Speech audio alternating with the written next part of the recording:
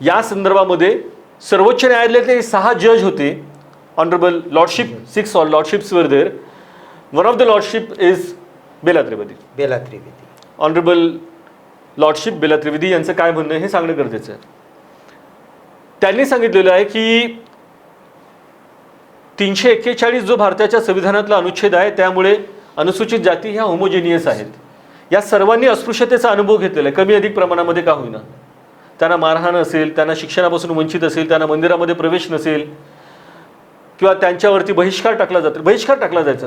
बरोबर. या सगळ्या ज्या गोष्टी आहेत ना, त्यामुळे ही होमोजिनियस कम्युनिटी ह्या सर्वांनी अनुभव घेतलेला आहे. म्हणजे तो अनुभव महाराणी घेतला, मातांगाने घेतला नाही असं होऊ शकत नाही, चर्मकारांनी घेतला आणि मग ककयांनी नाही घेतला असं होऊ शकत. सगळ्यांनी अनुभव घेतलेला आहे. म्हणून त्यांचं असं म्हणणं की याच्यामध्ये सब क्लासिफिकेशन करता येत नाही.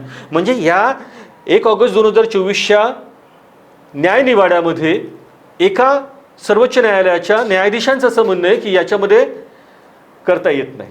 हाही महत्त्वाचा मुद्दा. आणि त्याच्यात सांगितलं की तुम्हाला करणार असाल तर तुम्ही योग्य प्रतिनिधित्व, वस्तुनिष्ठ कार्यपद्धती, क्वांटिफायबल डाटा ह्या सगळ्या गोष्टी त्याच्या मानकांवरती ही समिती खऱ्या अर्थाने उतरत नाही.